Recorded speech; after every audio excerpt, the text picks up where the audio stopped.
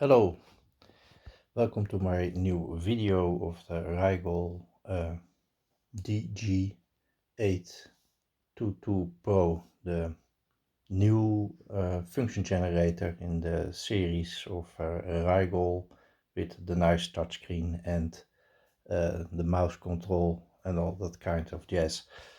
I received this much earlier than I had expected. I had ordered this well, I think a week ago via AliExpress. I bought that with some special coupons where you get an additional discount of €50 sometimes, not always, but that was already attractive price compared to the local dealer here. So I was thinking, oh, let's try out if this is beneficial.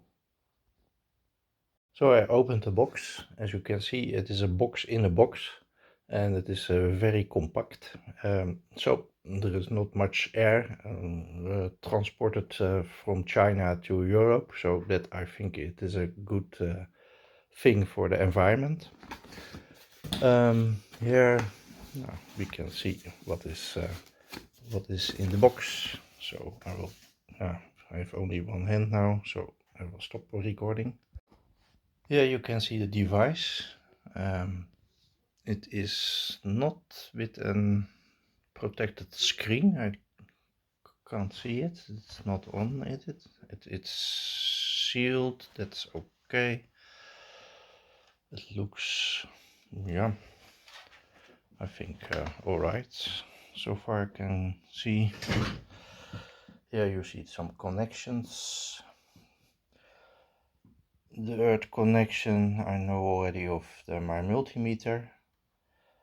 The LAN, USB, and the power. Powering is going via USB-C, which is in the box. USB-C. Cable, a rather big one, I would say. Okay. A coax. What is this? Oh, that's USB connection. Yeah, okay. And the separate earth connection, which you have to put it there. I will connect it and we'll do some very basic tests because I don't have that much time this evening, but I want to see if it is working. I see that that is a travel adapter for export only, and this is the adapter. Okay, nothing fancy, but I think it will do. So let's turn it on.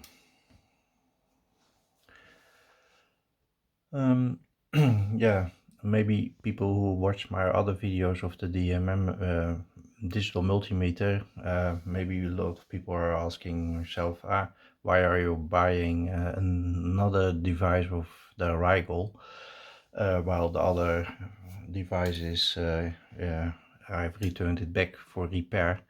The reason why I bought this, and this time directly via AliExpress, was that I like the GUI so much, and that you can use the mouse and your fingers because it has a touchscreen, and also the other the form factor.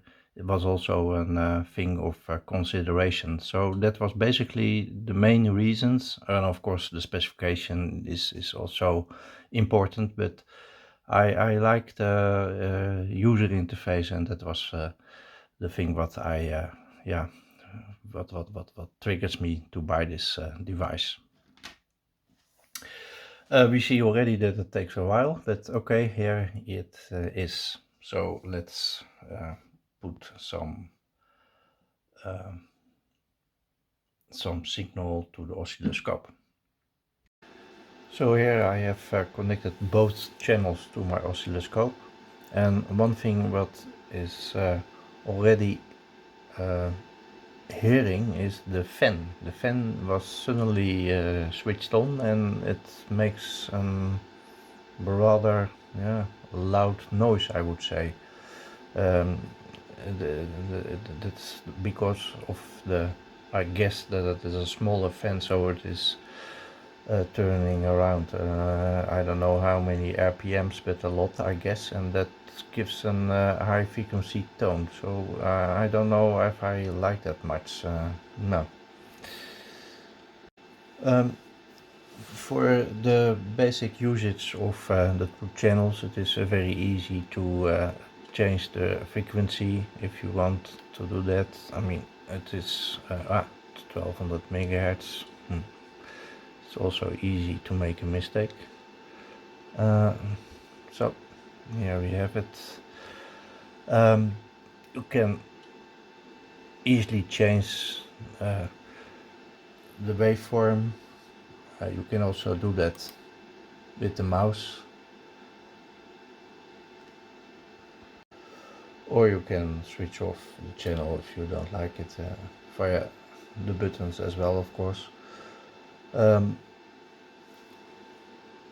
You can change easily the volt peak to peak, as you can see it there.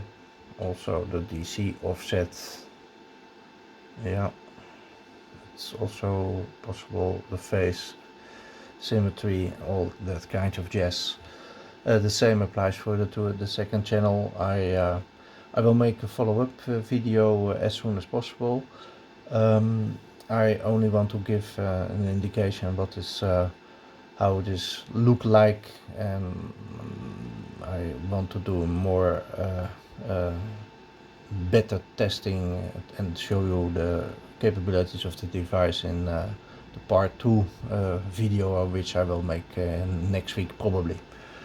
So I hope you liked the video for so far. Sorry that it is not that much, but hopefully see you next time. Bye bye.